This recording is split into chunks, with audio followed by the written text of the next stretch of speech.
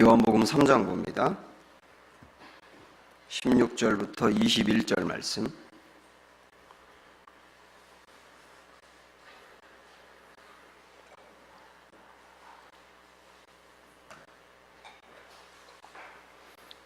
요한복음 3장 16절부터 21절 말씀까지 보겠습니다. 하나님이 세상을 이처럼 사랑하사 독생자를 주셨으니 이는 그를 믿는 자마다 멸망하지 않고 영생을 얻게 하려 하심이라.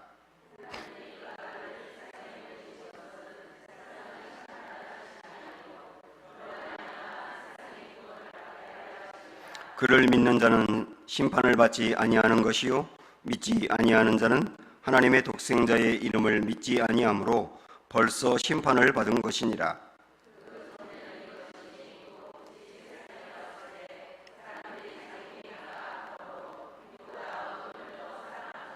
악을 행하는 자마다 빛을 미워하여 빛으로 오지 아니하나니 이는 그 행위가 드러날까 함이요 다른 빛으로 오나니 이는 그 행위가 하나님 안에서 행한 것임을 나타내려 함이라 하시니라. 아멘. 할렐루야. 네, 서로 좀 인사 좀 나누시죠. 네, 축복합니다.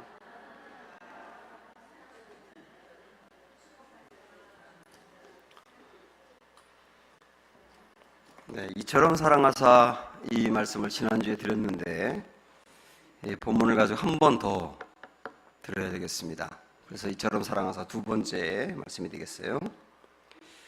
이 요한복음 3장 16절에서 이처럼 사랑하사 이걸 굉장히 강조하고 있는데요. 지난 시간에는 이처럼 사랑한다는 말이 두 가지 의미가 있다. 하나는 아들 독생자를 우리에게 보내주시기까지 사랑하신다. 또 하나는 그 아들 예수님이 십자가에서 우리가 받아야 될 저주를 대신 받게 하기까지 우리를 사랑했다. 이렇게 두 가지 말씀을 드렸잖아요. 이걸 통하여서 하나님이 우리를 얼마나 사랑하는지 그 명백한 증거를 우리가 좀 보았습니다. 그런데 이 하나님의 사랑, 이처럼 사랑한다고 하는 하나님의 사랑, 그 사랑이 얼마나 질긴지 그리고 얼마나 견고한지 우리가 한 번 더 좀 보고 갈게요. 다른 말씀을 로마서 5장으로 한번 가보세요.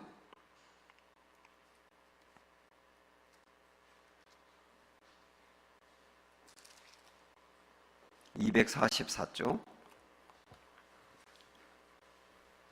로마서 5장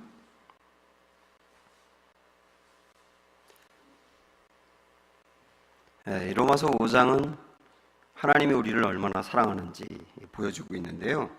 특별히 이제 세 가지 상황에서도 하나님이 우리에게 아들을 보내주시고 그 아들이 우리를 위해서 십자가에서 돌아가셨다. 그 말씀인데 이 세 가지 상황, 첫 번째가 6절에 보면 우리가 아직 연약할 때에라고 하는 것은 구원을 받을 만한 열망도 없고 조건도 안 되는 때에 그렇게 이야기할 수가 있습니다. 이게 첫 번째 경우였고요. 그 다음에 8절을 보면 우리가 아직 죄인 되었을 때에 그랬어요. 그러니까 우리가 이미 죄인이었던 상태에서 하나님이 우리를 사랑해서 아들을 보냈다. 이렇게 말씀하고 세 번째가 참 기가 막힌 거예요. 세 번째는 10절에 봅니다. 다 같이 시작. 곧 우리가 원수 되었을 때에 그의 아들의 죽으심으로 말미암아 하나님과 화목하게 되었은즉 이렇게 나옵니다. 언제요? 원수 되었을 때에 이렇게 말씀하고 있잖아요. 우리가 내가 사랑하는 사람을 위해서 죽을 수 있어요. 그리고 어떤 때는 아주 의로운 사람을 위해서 내가 대신 죽을 수도 있습니다. 드문 경우지만. 그러나 원수를 위해서 죽는다? 원수를 위해서 죽는다? 있을 수 없지요. 원수와 싸우다 죽을 수는 있어요. 너 죽고 나 죽자 하다가 같이 죽을 수는 있어요. 근데 원수를 위해서 죽는 경우는 없는 겁니다. 그런데 이 말씀에 보면 원수를 위해서 죽으셨다. 그래서 이보다 더 큰 사랑이 있을 수가 없는 거다. 그런 얘기인데, 이 말씀을 오늘의 요 로마서 5장의 10절에 있는 말씀을 보다 풍성하게 이해하려면 예레미야서로 한번 가서 같이 보셔야 되거든요. 예레미야서 31장으로 가보세요.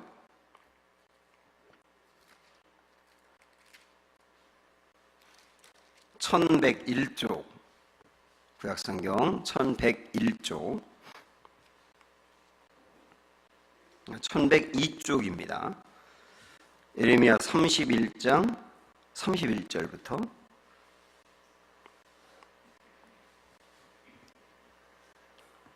31절 찾으셨죠? 시작.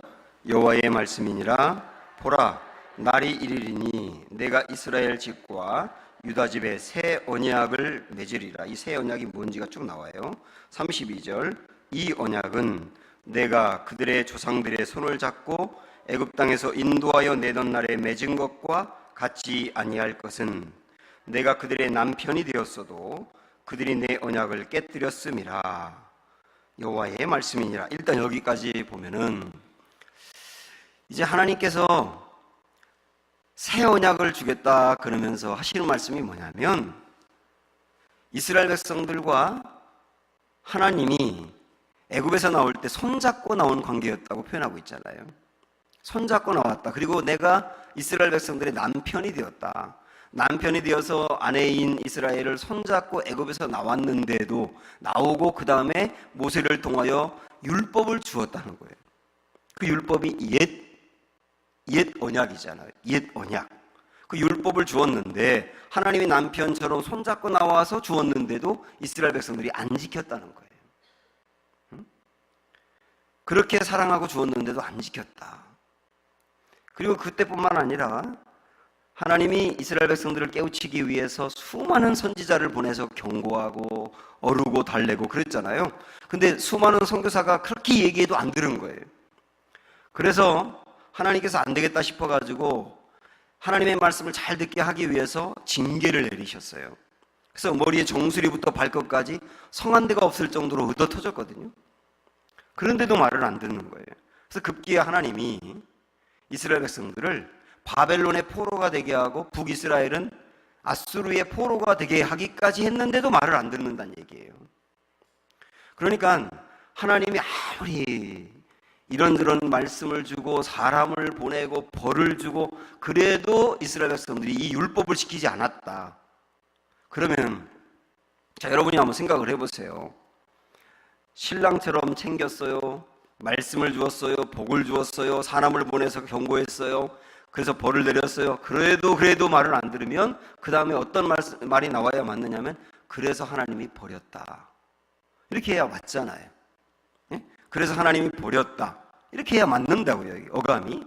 그런데 하나님이 오늘 여기서 주는 말씀은 뭐냐면 그렇게 많은 것을 주고 그렇게 얘기했는데도 말을 듣지 않았다. 그래서 버렸다가 아니라 다시 보세요. 이제 32절. 그러나 이거 버린 길로 가는 게 아니라 다른 길로 갔다는 겁니다. 그러나 읽으세요. 그날 후에 내가 이스라엘 집과 맺을 언약은 이러하니 곧 내가 나의 법을 그들의 속에 두며 그들의 마음에 기록하여 나는 그들의 하나님이 되고 그들은 내 백성이 될 것이라. 이 말은 뭡니까? 새 언약을 주었다는 얘기 아닙니까? 새 언약을 주어서 결국은 아들 예수님을 보내서 십자가 사랑으로 그들을 용서하고 그것으로 끝내는 것이 아니라 하나님의 영인 성령을 그들에게 주어서 새 영을 그들에게 주어서 그 속에 두어서 그 성령이 그들에게 말씀을 지키도록 마음을 변화시키겠다. 응? 그러니까 여러분 이걸 보면서 우리가 무엇을 깨달아야 되느냐면 그렇게 말을 안 들어가지고 버렸다가 아니라 그렇게 말을 안 들었다. 그런데 또 다른 방법으로 결국 말을 듣게 하신다. 여러분 이 사랑을 아시겠어요?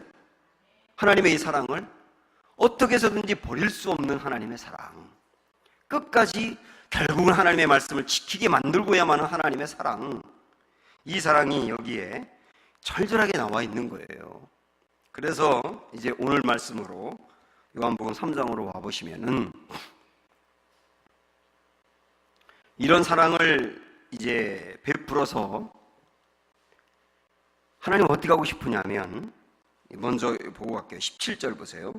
하나님이 그 아들을 세상에 보내신 것은 세상을 심판하려 하심이 아니라 그로 말미암아 세상이 구원을 받게 하려 하심이라. 내가 심판을 하는 건 쉬워요. 그냥 버리면 되니까요. 그런데 그 길보다는 구원받는 길을 가도록 하기 위해서 하나님이 그토록 많은 사랑을 베풀었다는 것. 이 하나님의 이처럼 사랑하심의 또 다른 면을 보게 된단 말이에요.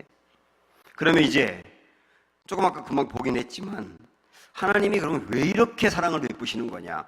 아들도 보내시고 그 아들 십자가에서 저주받게 하시고 버릴 만도 한데 버리지 않고 또 다른 방법을 통하여 나중엔 성령까지 보내서 결국은 변화시켜 달라지게 만드는 그 이유가 뭐냐? 16절 17절을 잘 봅니다. 읽으세요. 시작. 하나님이 세상을 이처럼 사랑하사 독생자를 주셨으니 이는 그를 믿는 자마다 멸망하지 않고 영생을 얻게 하려 하심이라. 하나님이 그 아들을 세상에 보내신 것은 세상을 심판하려 하심이 아니요 그로 말미암아 세상이 구원을 받게 하려 하심이라. 여기에 왜 이처럼 사랑하는지가 명백히 나와 있어요. 이는 하고 16절에 나와 있죠. 이는, 그 말은 뭐냐면 이처럼 사랑하는 이유는 그 말이죠. 그리고서 그 다음 나오는 게 뭐냐면 이렇게 연결이 됩니다. 멸망받지 않게 하기 위하여. 멸망받지 않도록 하기 위하여. 그 멸망을 안 받고 구원을 받게 하기 위하여, 영생 얻기 위하여. 그 다음에 17절에서는 멸망받지 않게 위하여를 또 다르게 뭐라고 표현하느냐면 심판받지 않게 하기 위하여. 이렇게 보면 연결이 되는 거예요. 멸망받는 게 꼭 뭐냐면 심판받는 거구나. 멸망받는 게 심판받는 거고, 그럼 구원 얻는다는 것은 뭐냐? 영생을 얻는다는 거예요. 이렇게 연결되는 거예요. 반대로 말해도 괜찮아요. 심판이 뭐냐? 멸망당하는 게 심판이다. 그러면 멸망당하는 게 뭐냐? 심판받는 거다. 구원이 뭐냐? 영생을 얻는 거다. 영생이 뭐냐? 구원을 얻는 거다. 이렇게 연결됩니다. 결국은 정리하면 하나님이 그 사랑을 베푼 이유는 뭐냐면 멸망과 심판은 당하지 않게 하고 구원과 영생을 얻도록 하기 위해서입니다. 이걸 조금 더 구현해서 다시 한번 말씀드릴게요. 하나님은 우리가 멸망만은 당하지 않게 하기 위하여 그 사랑을 베풀었다는 거예요. 멸망만은 당하지 않기 위하여. 흔히 멸망 그러면 존재가 완전히 사라져 버리는 것이라고 생각을 해요.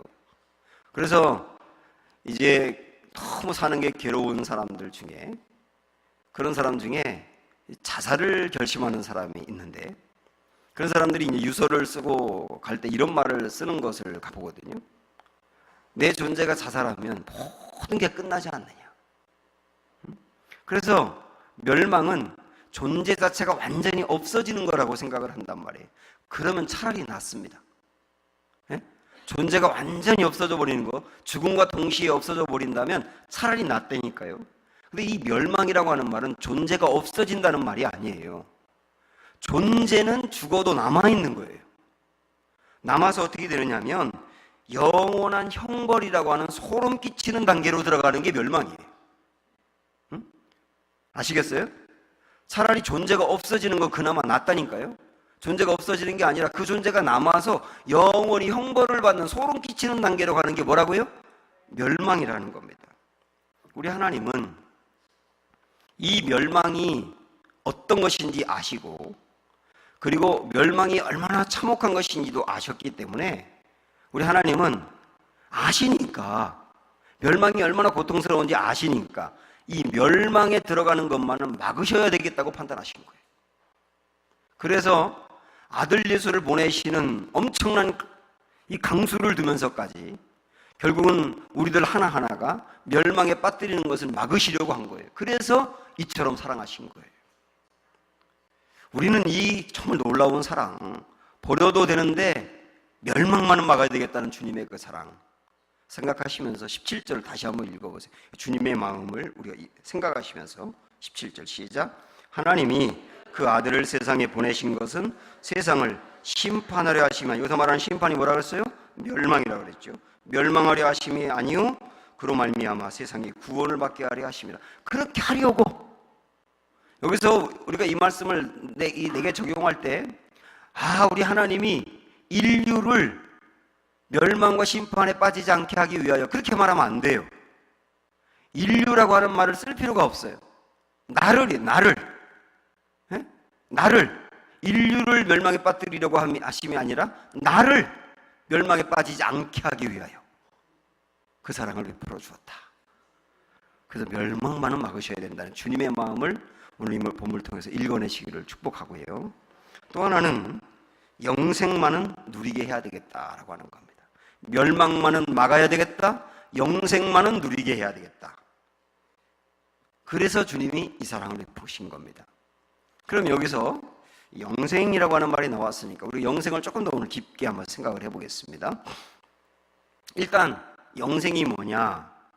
영생이 뭐냐면 아까 멸망이 영생의 반대의 단어라고 볼 수가 있어요.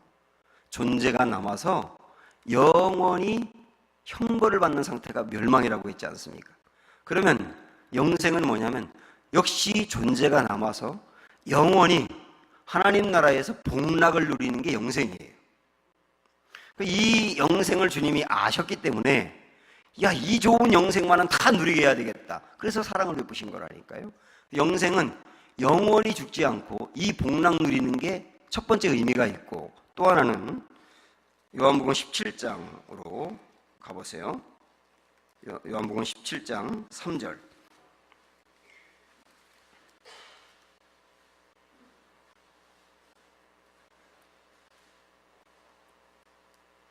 3절 시작. 영생은 곧 유일하신 참 하나님과 그가 보내신 자 예수 그리스도를 어떻게 하는 거라고요? 아는 것이니이다. 영생이 뭐냐? 하나님과 예수님을 아는 거라고 말씀합니다. 여기서 안다고 하는 말은 교제하여서 안다는 뜻이에요. 그래서 쉽게 다시 말씀드리면 영생이 뭐냐? 하나님과 예수님과 교제 안에 있는 게 영생이에요. 이 교제 안에 있는 사람은, 하나님과 예수님과 교제 안에 있는 사람은 구원받은 사람이죠. 구원받지 않은 사람이 어떻게 하나님과 교제할 수 있겠어요? 구원받은 사람만이 이 교제 안에 있게 되는 겁니다. 그걸 영생이라고 요한복음에서 또 말씀하고 있어요. 이게 두 번째 영생의 의미고, 또 하나 영생의 의미가 어떤 게 있냐면, 여러분 그 탕자의 비유를 한번 우리가 생각을 해볼까요? 집을 나갔던 아들이 돌아왔어요. 그때 아버지가 집 나간 아들이 돌아온 것을 받아들인 게 용서죠. 그렇죠? 받아들인 게 용서죠. 그런데 그 아들을 받아들인 것으로 끝난 게 아니에요. 그 아들에게 새 옷을 입혔죠. 금가락지를 끼웠죠. 그리고 신발을 신겼죠. 그리고 송아지를 잡아가지고 잔치를 베풀었어요. 이렇게 새 옷을 입히고 금가락지 끼우고 그 다음에 신발을 신기고 잔치를 베풀었다고 하는 것은 아버지 안에 있는 좋은 것들을 아들에게 그대로 주었다는 의미예요. 이게 하나의 영생의 의미가 있는 겁니다. 여기서 말하는 영생의 의미라고 하는 것은 뭐냐면 하나님 안에 있는 행복을 우리도 똑같이 느끼게 해주는 게 영생의 의미가 있는 거예요. 영생의 의미. 그래서 집을 나갔던 아들이 돌아와가지고 이 모든 것들을 얻게 된 것은 영생으로 들어가게 된 것이죠. 그런 의미로 영생을 또 하나 생각할 수가 있는 겁니다. 그래서 우리 하나님은 하나님 안에 있는 그 어마어마한 평안함, 그리고 걱정과 염려와 두려움이 전혀 없는 안식, 그런 것들이 우리의 것이 되기를 원하세요. 그리고 우리가 그것을 누려나갈 때 영생 안에 있게 되는 것입니다. 아시겠죠? 그러니까 이 땅에서는 근심하고 걱정하고 살고 두려워하며 살며 사는 건 지옥 같은데 나중에 죽어서 영원히 산다. 그게 영생이다. 이 의미가 아니라니까요.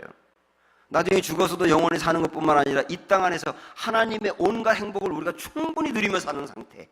그게 영생이다. 그래서 이 영생이 우리 안에 풍성해야 된단 말입니다. 그래서 이 영생은, 지금 제가 말씀드린 이 영생은 미래에 누릴 것만이 아니고 이 땅에서 누릴 수 있는 거예요, 이미. 그래서 한번 18절 말씀을 보세요. 시작. 그를 믿는 자는 심판을 받지 아니하는 것이요 믿지 아니하는 자는 하나님의 독생자의 이름을 믿지 아니하므로 벌써 심판을 받은 것이니라. 우리는 심판 그러면 나중에 받는 거라고만 생각을 해요. 죽은 다음에 지옥에 떨어져서 멸망받는 게 그게 심판이라고 생각하다 보니까 심판 그러면 미래적인 개념으로만 생각한다니까요. 근데 여기 보면 벌써 심판을 받은 것이니라 있지 않습니까? 그러니까 예수를 믿지 않는 상태가 이미 심판 상태라는 거예요. 그렇죠? 그래서 이 심판은 나중에만 오는 게 아니라 이미 이 땅에서부터 이미 받는 것이다. 이거와 똑같은 개념으로 영생도 마찬가지입니다. 영생은 우리가 죽고 난 다음에 나중에만 누리는 게 아니라 이 땅에서도 이미 누릴 수 있는 거다. 언제? 하나님의 행복이 나의 행복이 될 때. 그게 이미 영생 안에 들어가 있는 것이다. 그래서 요한복음 5장 24절에 보면은 한번 보세요. 가까이 있으니까. 시작. 내가 진실로 진실로 너희에게 이르노니 내 말을 듣고 또 나 보내신 이를 믿는 자는 영생을 얻었고 이랬죠. 제가 이거 말씀드렸죠. 여기서 영생을 얻었다는 말은 미래예요, 과거예요, 현재예요? 현재죠, 현재. 영생을 얻었고, 영생을 얻었고. 그래서 이 영어 표현도 현재 진행 내지는 현재형으로 표현하고 있어요. 그 영생은 나중에 받는 것이 아니라 지금 누려가고 있는 것이다. 그러니까 정확히 말하면 예수 그리스도를 구주로 영접하는 그 순간부터 뭐가 시작되느냐면 영생이 시작된 거예요. 왜냐하면 하나님과 예수님과 교제가 시작된 것도 영생이 시작이고 하나님 안에 있는 행복을 내가 누리면서 시작이 됐으니까 영생 안에 있는 것이죠. 영생은 계속 이 땅에서 누려가다가 죽고 난 뒤에도 계속 누리는 것이거든요. 그러면 여기서 우리가 생각할 것은 뭐냐면 그러면 하나님 안에 있는 행복이 나의 행복이 되는 게 영생이라 그랬는데 그러면 여러분 질문입니다. 지금 영생하고 계신가요? 하나님 안에 있는 행복이 여러분 행복이 되고 계십니까? 그럼 우리 영생 안에 정말 있는 거잖아요. 그런데 안타까운 것은 수요일날 나오신 분들은 다 영생 안에 있는 것 같긴 한데 내가 예수를 믿고 내 안에 구원이 이루어지고 주님이 계신데도 불구하고 영생 안에 살지 못하는 사람이 있어요. 하나님의 행복이 나의 행복이 안 되는 사람이 있다고요. 왜 그랬느냐? 사단은 우리가 이미 구원을 받았기 때문에 이 구원을 박탈하지 못하지만은 그러나 구원받은 자가 누릴 수 있는 온갖 행복은 누리지 못하게 만들고 방해해요.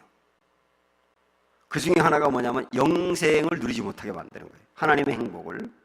그래서 이 간교하고 교묘한 사단이 사람들에게 영생을 빼앗아가고 영생을 누리지 못하도록 하기 위해서 던지는 방법 중에 하나가 뭐냐면 이 세상에 대한 욕심을 갖게 만드는 거예요. 이 세상에 대한 욕심. 참 신기한 게 뭐냐면 내가 예수님을 처음 만나가지고 구원받은 확신이 내게 넘쳐서 기뻤고요. 행복했고요. 주님 한 분만으로 충분하다고 고백했고요. 그때는 정말 광야에 나 혼자 있어도 충분히 감사할 것 같았어요. 그런데 시간이 조금 지나면서 사단이 우리 마음에 세상에 대한 욕망과 욕심을 불러일으키는 거예요. 비교해가면서 막 내 안에 욕망이 일어나면 그러면 여러분 순서를 아셔야 합니다. 내 안에 욕망이 불일 듯 일어나면 그 다음 오는 순서가 뭐냐면 근심과 걱정이에요. 근심과 걱정은 세상에 대한 욕망에서부터 비롯되는 거예요. 그래서 근심과 걱정을 갖는 순간 내 안에서 하나님이 주려고 했던 행복이 떠납니다. 평안하지 않아요? 안식할 수가 없는 거예요. 이런 상태에 우리가 교묘하게 빠져서 이 기가 막힌 영생을 누리지 못하고 있단 말입니다. 그래서 우리는 오늘 사단에게 속지 말고 영생을 정말 완전히 회복하셔야 합니다. 그러기 위해서는 내가 이 세상에서 얻기 원하는 것을 다 얻어야 영생이 임한다. 절대 그럴 수는 없는 거예요. 이 세상의 것들은 내가 채워도 솔로몬같이 채워지지 않는 거거든요. 근데 우리는 그거를 이론적으로는 알면서도 여전히 그 세상에서 뭔가 어둠으로 행복하려고 하는 거예요. 그게 아니라 내 안에 계신 주님과 깊은 교제 안에 들어가서 주님으로 내가 충만하고 주님으로 만족한 상태에 갈 때 그때 이미 영생이 임하는 것이다. 아멘. 이 원리를 정확히 붙드시면서 주님 안에서 만족을 얻으려고 하는 삶, 그 기대와 소망 우리 안에 충만하기를 축복합니다. 이게 영생이라니까요. 주님은 이 영생을 우리에게 주고 싶어서 그 이처럼 사랑하심의 은혜를 베풀어 주었다. 여기까지 이제 보았습니다. 자, 그러면 오늘 읽은 요한복음 3장 16절부터 21절 말씀, 이 말씀은 이 둘로 나눌 수가 있어요. 앞부분은 하나님이 우리를 사랑해서 아들 예수를 보내주셨고 은혜를 베풀어 주셨다. 하나님의 사랑이 전반부에 나와 있습니다. 그 다음에 뒤에 후반부는 하나님의 이 사랑을 받으려면 믿음이 있어야 한다. 이게 후반부예요. 근데 후반부라고 해서 뒷부분에 나온다는 의미고 그냥 굳이 이거를 둘로 나눌 때 그렇다는 뜻이에요. 그래서 이 16절부터 21절, 15절도 포함해도 괜찮겠고요. 이것을 다시 한번 정리하면 하나님의 사랑과 믿음, 이렇게 이야기할 수 있습니다. 그래서 한번 이 믿음에 관한 말씀을 볼게요. 15절부터 보겠습니다. 15절 다 같이 시작. 이는 그를 믿는 자마다 영생을 얻게 하려 하심이라. 이 영생 얻는 길이 믿음이다 이렇게 말씀하고 있죠. 16절도 시작. 하나님이 세상을 이처럼 사랑하사 독생자를 주셨으니 이는 그를 믿는 자마다 멸망하지 않고 영생을 얻게 하려 하심이라. 멸망하지 않고 영생 얻는 길이 뭐라고요? 믿음이라고요. 하나 더 18절 시작. 그를 믿는 자는 심판을 받지 아니하는 것이요 믿지 아니하는 자는 하나님의 독생자의 이름을 믿지 아니하므로 벌써 심판을 받은 것이니라. 심판에 이르느냐 이르지 않느냐도 믿음이다. 믿음을 강조하고 있습니다. 그러면 여기 여러분 잘 들으셔야 됩니다. 지금부터. 그러면 우리가 이 믿음이라고 하는 것을 어떻게 이해를 해야 하느냐. 언뜻 보면 하나님이 우리에게 하신 것은 사랑을 베푼 것이고 내가 할 일은 그 사랑을 믿는 것이다. 그래서 하나님은 사랑을 주었고 나는 그 사랑을 믿고 하나님의 사랑과 나의 믿음이 합쳐져서 구원이 일어난 것이다. 이렇게 이해할 수 있다니까. 이미 아멘 하신 것처럼. 그러면 어떤 오해를 불러일으킬 수 있느냐면 그러면 믿음이라고 하는 게 내 공로일 수가 있는 건가? 믿음이라고 하는 게 내 공로일 수 있는 건가? 그러면 하나님이 내게 주신 사랑과 믿음이라고 하는 나의 공로가 합쳐져서 구원이 이루어졌다 그러면 구원은 100% 하나님의 은혜가 아니잖아요. 내 공로가 있는 거니까.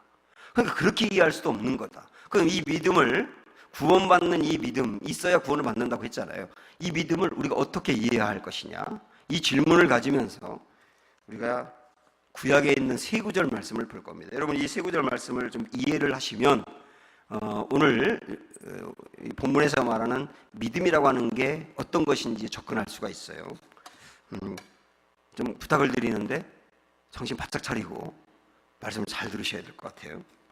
자, 첫 번째 출애굽기 3장으로 가보세요.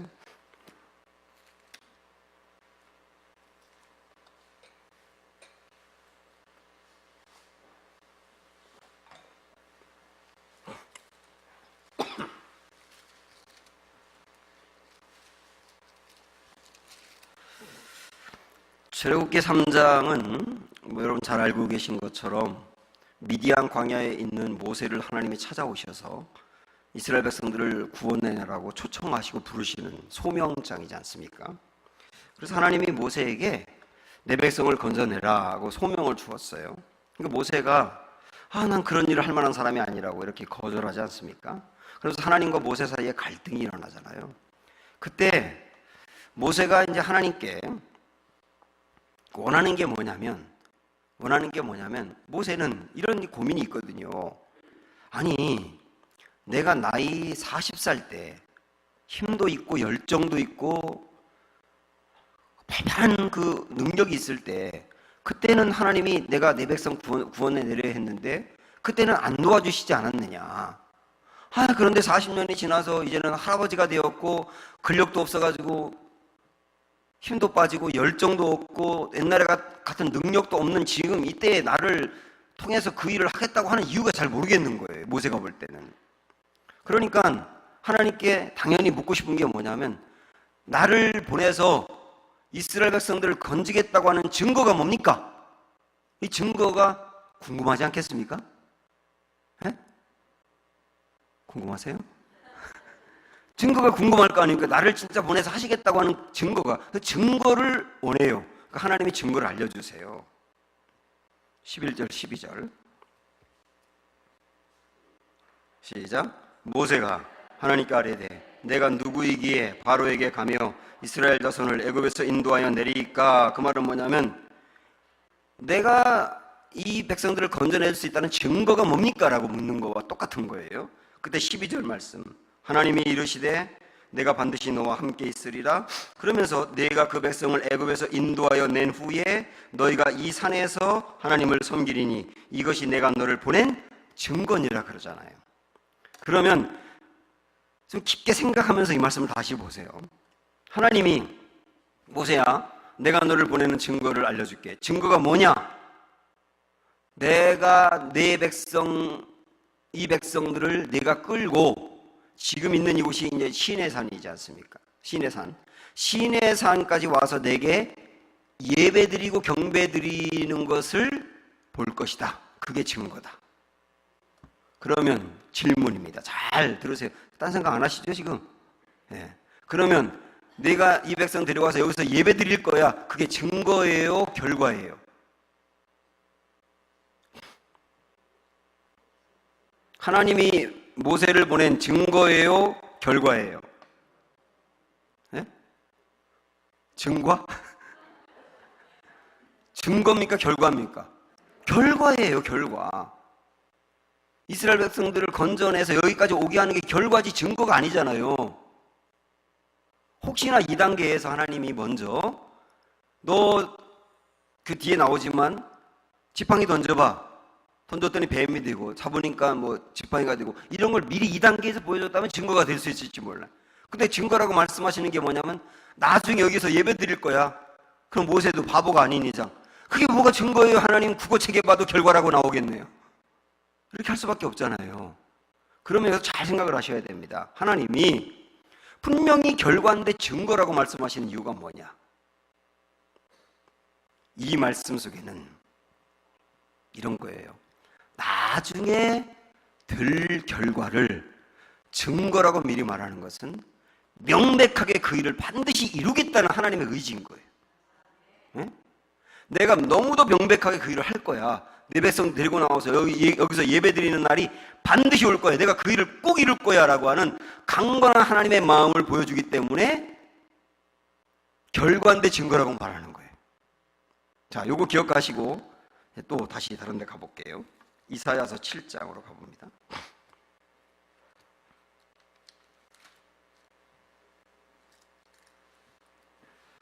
구약성경 975쪽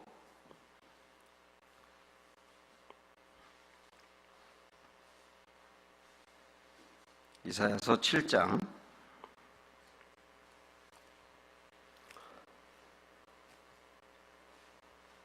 자, 이 말씀은 남유다, 이스라엘의 남유다의 왕이 이 당시에 아하스라는 사람이었어요. 히스기야의 아버지죠, 아하스가. 근데 이 아하스 왕 때에 북이스라엘 쪽의 왕국이, 북이스라엘 왕국이 다른 나라와 연합을 잘해가지고 연합해서 유다를 자꾸 괴롭히는 거예요. 남유다를. 그래서 몇 나라와 연합을 해가지고 북이스라엘이 유다를 침범을 할 직전까지 와 있는 거예요. 그때 하나님이 이사야를 아하스 왕에게 보내가지고 하나님이 이 남유다를 그들의 손에서 건져내십니다. 그러면서 증거를 보여주는 거예요. 자, 그럼 여러분이 생각을 하고 들으십시오. 지금 다른 나라가 연합군이 우리나라를 침입해 올라 그래요. 그때 하나님이 전쟁에서 승리할 거야. 증거를 보여줄게. 그럼 뭘 보여줘야 될까요? 뭐 어떤 굉장히 놀라운 어떤 기적이 지금 일어난다든지 아니면 갑자기 적군의 벼락이 떨어져가지고 한 부대가 그 자리에서 죽는 사건이 일어난다든지 뭐 이러면 와, 증거 명백하네 이럴 거 아니에요. 그래서 하나님이 증거를 대십니다. 너무 엉뚱하게 말씀하세요. 14절 시작.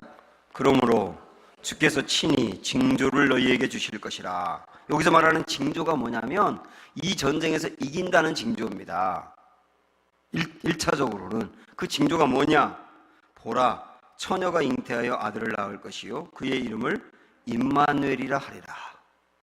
이게 예수님이 태어난다는 증거잖아요. 그죠? 명백한 예언이죠, 이 말씀은. 그러면 보세요. 전쟁에서 너희가 적들이 코앞에 와 있지만 전쟁에서 이길 거야. 증거가 뭔데요? 그 이사야 이 말씀 있고 난 뒤 예수님이 600년 후에 오셨어요. 600년 후에 처녀가 잉태하여 아들을 낳을 것이다. 그 이름을 임마누엘 하리라. 이게 증거입니까? 응?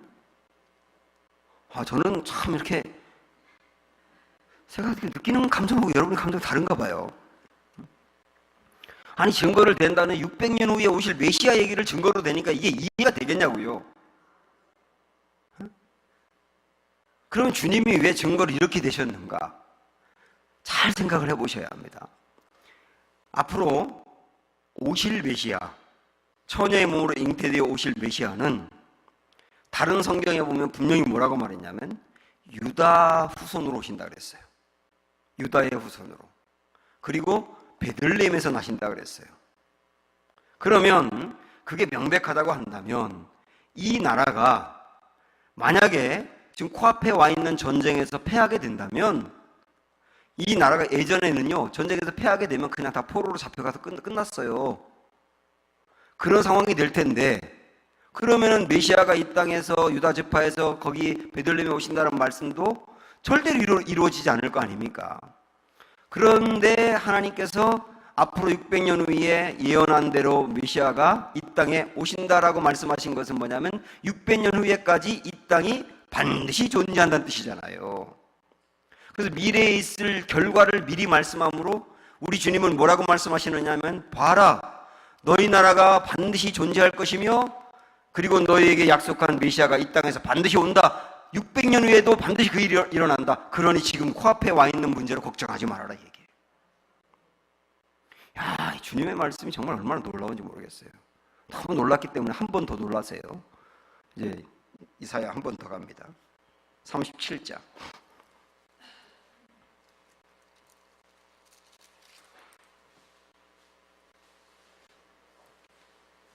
37장. 이번에는 히스기야 왕 때 있었던 일인데 히스기야 왕 때 아수르의 그 군대 장관 랍사게라고 하는 군대 장관이 유다를 침입해 와가지고 지금 막 위협하고 있습니다. 하루만 지나면 제 얘기 잘 들으십시오. 하루만 지나면 아수르 군대가 예루살렘을 초토화시키려고 벼르고 있어요. 하루 남았어요. 하루. 그때 하나님이 역시 이사야를 통하여서 이 백성들을 건져낸다고 히스기야에게 말씀합니다. 그러면서 징조를 뭐라고 말하는가? 두 번 말씀하니까 눈치채셨겠죠? 뭐라고 징조 말씀하실지. 30절 가보세요. 시작. 왕이여 이것이 왕에게 징조가 되리니 그랬죠? 올해는 스스로 난 것을 먹을 것이요 둘째 해에는 또 거기에서 난 것을 먹을 것이요 셋째 해에는 심고 거두며 포도나무를 심고 그 열매를 먹을 것이니이다. 분명하잖아요. 말씀하시는 게 뭐냐면 이 전쟁에서 너희 이긴다. 걱정하지 마. 징조를 보여줄게. 올해 농사 지은 거 먹을 거야. 내년에 또 먹을 거야. 내후년에도 농사 또 짓고 또 먹을 거야. 그 말은 나라가 망한다는 뜻이에요? 아니라는 뜻이에요? 아니라는 뜻이죠. 결과를 얘기함으로 징조를 얘기하는 거예요. 그래서 이 세 가지 지금 제가 예를 들었던 이런 말씀과 비슷한 말씀들은 성경에 굉장히 많이 나옵니다. 그래서 하나님께서는 아직 일어나지 않은 일인데 이미 일어난 일인 것처럼 명백히 말씀할 때가 있어요.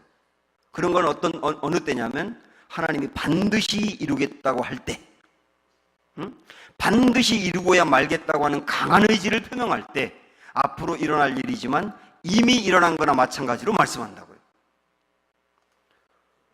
자, 그러면 이제 오늘 본문으로 다시 오시는 겁니다. 다시 본문으로 오셔서 믿음 이야기로 한번 연결을 해보자고요. 그러면 하나님이 베푸신 그 사랑, 보내신 아들을 믿고 그분이 행하신 십자가를 믿어야 구원을 받고 영생한다 그랬는데, 이 믿음을 그러면 어떻게 이해할 수 있느냐? 이 믿음은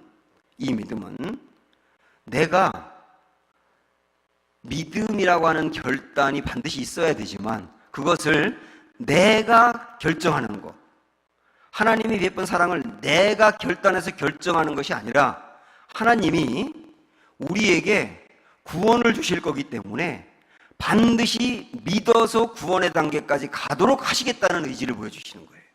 아멘? 응? 믿음이 있어야 구원을 받는 거 맞아요.